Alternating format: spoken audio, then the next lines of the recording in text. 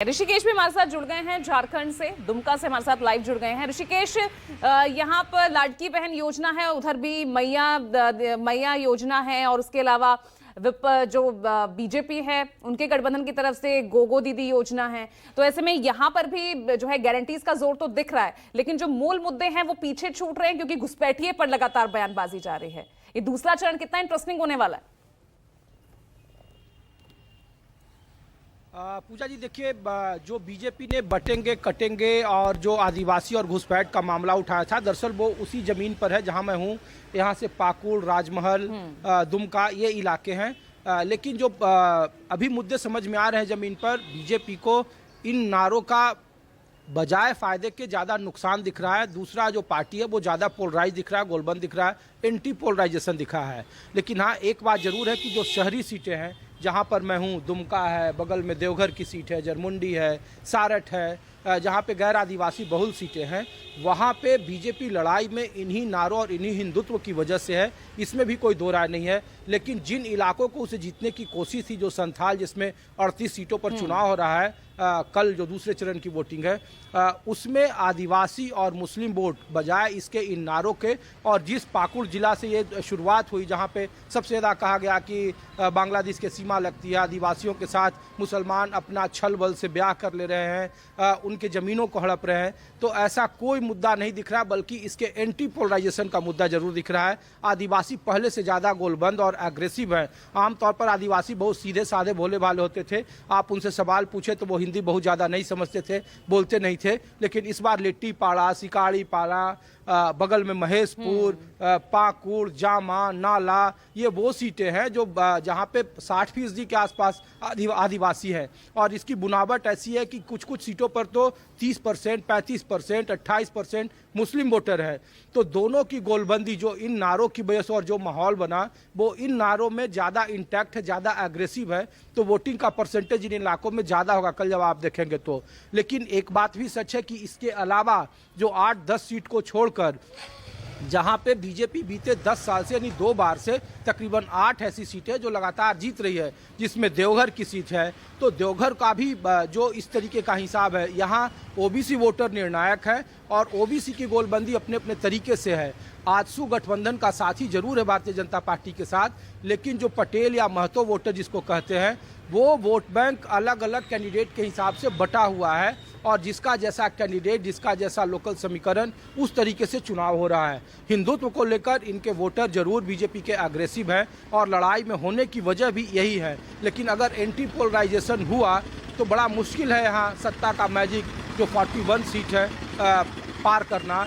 और इसीलिए भली भांति जानती है, इसीलिए दूसरे चरण में बीजेपी ने अपनी रणनीति बदली और लोकल मुद्दों पर ज़्यादा फोकस है। वो गोगो दीदी योजना की बात कर रही है, वो बिना खर्ची पर्ची की बात कर रही है, वो यूसीसी और एनआरसी की बात कर रही है कि आएंगे तो हम आदिवासियों को बाहर रखेंगे और जो घुसपैठ है उसको दूर करेंगे।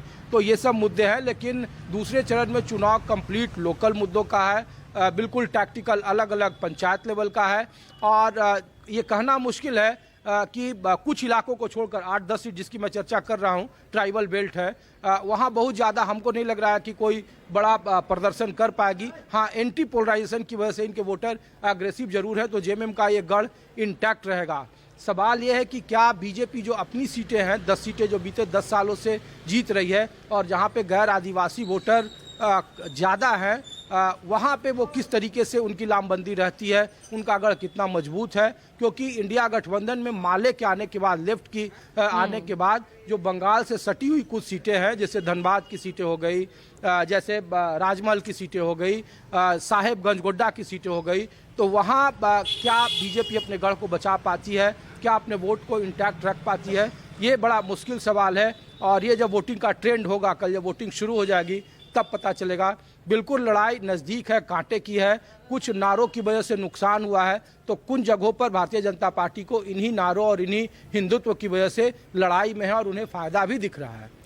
ठीक है, तो यहाँ पर अगर एंटी पोलराइजेशन हो गया एसएन सिंह जी, तो नुकसान में आपका गठबंधन जाता नजर आएगा? नहीं पूजा जी, देखिए भारतीय जनता पार्टी क्यों नुकसान में आएगा। भारतीय जनता पार्टी तो वही कह रहा है ना जो वहां की जनता चाह रही है। वहां रोटी वो और माटी का सवाल है। अगर आप उसके साथ खड़े हैं, जनता की आवाज के साथ खड़े हैं, तो आपको उसका फायदा होगा। और आप देखिए ना, अभी ईशान जी क्या कह रहे थे, वो तो मुझे लगता है कि खड़गे जी पर ही आरोप लगा दिए। बहुत अच्छी बात ईशान जी के, ऐसा प्रवक्ता होना चाहिए। उन्होंने कहा कि कपड़े की बात नहीं करना चाहिए, तो कपड़े की बात किसने कहा? धर्म की बात किसने कहा? बीजेपी को गाली किसने दिया? योगी जी के कपड़े की बात तो खड़गे साहब का, इनके राष्ट्रीय अध्यक्ष। इन्होंने एक और बात कही, इन्होंने कहा कि भाई हम उसके खिलाफ नहीं है जो व्यवसायी हैं, लेकिन ये व्यवसायियों के साथ जैसे रहना चाहते वैसे भारतीय जनता पार्टी नहीं रहती है। इनका बोफोर्स का मामला सब लोगों ने देखा। मारुति में जब तक दलाली नहीं, जब तक शेयर नहीं, हिस्सेदारी नहीं तय किए, तब तक मारुति की कंपनी नहीं लगी। एंडरसन का सब लोगों ने देखा, रिलायंस का सब लोगों ने देखा, 2G, कॉमनवेल्थ, आदर्श जो महाराष्ट्र के जमीन पर ही हुआ था, तो सब लोगों ने देखा है कि कांग्रेस एक भ्रष्टाचारी ट्रांजिशन पार्टी क्यों हो गया? है। तो घुसपैठिए का मुद्दा खूब जोर शोर से आप उठा रहे थे ना, उसी आदिवासी वोट बैंक के लिए जो कि किंग मेकर है झारखंड के लिए। तुरंत ट्रांजिशन क्यों हुआ? क्यों आ गए फिर लोकल मुद्दों पर? आप देखिए ना, हम तो आज भी कह रहे हैं कि वहां घुसपैठी हैं। और कल परसों की भी रैली में कहा गया, लैंड जिहाद का मुद्दा उठाया गया, भ्रष्टाचार का मुद्दा उठाया गया, रोटी बोटी माटी का मुद्दा उठाया गया, वहां पे धर्मांतरण और आरक्षण का मुद्दा उठाया गया कि जो दलितों को और आदिवासियों को मिलने वाला आरक्षण है वो कांग्रेस जो है विशेष समाज को देने के लिए तैयार है। तो सब लोग देख रहे हैं और हम कभी भी उन मुद्दों से नहीं जवाब दीजिए भटकते हैं। ईशान, जवाब दीजिए। देखिए पूजा जी, ऋषिकेश जी ने अभी आपके बिल्कुल आप ही के सामने बताया कि पोलराइजेशन करने की कोशिश भारतीय जनता पार्टी कर रही थी। और जिस तरह से हिमंता बिस्व शर्मा जो पूरा चुनाव कैंपेन वहां पे कैरी आउट कर रहे हैं ना, जिस तरह से वो लड़ रहे हैं, सबसे खतरनाक चुनावी कैंपेन अगर कोई लड़ रहा है तो वो हिमंता बिस्व शर्मा लड़ रहे हैं। और एक खतरनाक मैं किस सेंस में कह रहा हूं, ये देश की एकता और अखंडता के लिए खतरनाक है ये कैंपेन। जिस तरह की वो पोलराइजेशन की बातें कर रहे हैं, धर्म के नाम पे जिस तरह से भारतीय जनता पार्टी वहां पे वोट मांगने की कोशिश कर रही है, वो ये वहां पे ये नहीं चलेगा। वहां पे स्थानीय मुद्दे पे हमारा गठबंधन जेएमएम और कांग्रेस का गठबंधन वहां पे चुनाव लड़ रहा है। और आप देखेंगे कि झारखंड में हमारी विजय होगी और साथ ही साथ महाराष्ट्र में भी। अभी रुकिए, सुनिए एसएन सिंह साहब, थोड़ा धैर्य रखिए। पहली बात तो अब इन्होंने आदर्श घोटाले का नाम लिया। आदर्श घोटाले के जिनके आरोपी थे वो आज कहां पर है? पूजा जी बताइए ना इनको, इनसे पूछिए।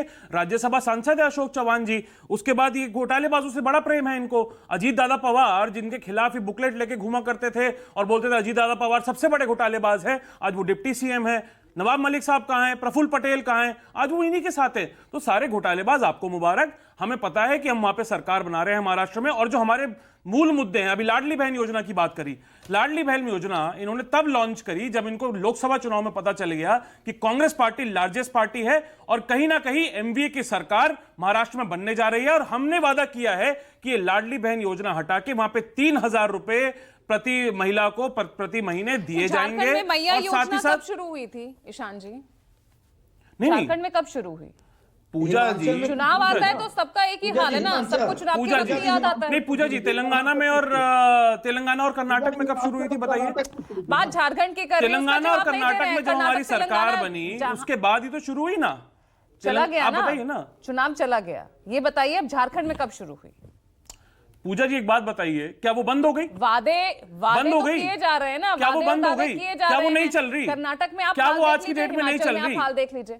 नहीं, कर्नाटक में क्या हाल देख लीजिए, महिलाओं को मिल रहा है, महिलाओं को फ्री बस सेवा मिल रही है। उसके बाद तेलंगाना में महालक्ष्मी योजना है, वहां पे फ्री बस सेवा मिल रही है। नहीं, समीक्षा की बात कर दी तो क्या गड़बड़ कर दिया क्या? समीक्षा की बात करके आपकी सरकार कैसी चल रही है, समीक्षा की बात करना गलत थोड़ी है। समीक्षा की बात करना ठीक है। समीक्षा अगर जब तक आप नहीं करेंगे अपनी सरकार की, उसकी योजनाओं की, तो लोगों की बेहतरी के लिए कैसे काम करेंगे? समीक्षाओं की बात क्या इन्होंने लेकिन क्या बहुत महत्वपूर्ण मुद्दा है, क्या इन्होंने लेकिन कर्ज माफी का इन्होंने वादा किया था महाराष्ट्र में, क्या वो कर दिया है? क्या कपास का किसान आज परेशान नहीं है? क्या प्याज के किसान पे जब आप एक्सपोर्ट ड्यूटी लगाते हैं 40%, तो क्या वो सही है किसानों के साथ? सबसे ज्यादा अगर कहीं किसान आत्महत्या करते हैं तो वो महाराष्ट्र में करते हैं। पूजा जी पूछे ना सवाल, पूछे सवाल, ही जवाब दे दे तो मैं मान लो। और लगभग 40 सीटों पे ये भी फ्रेंडली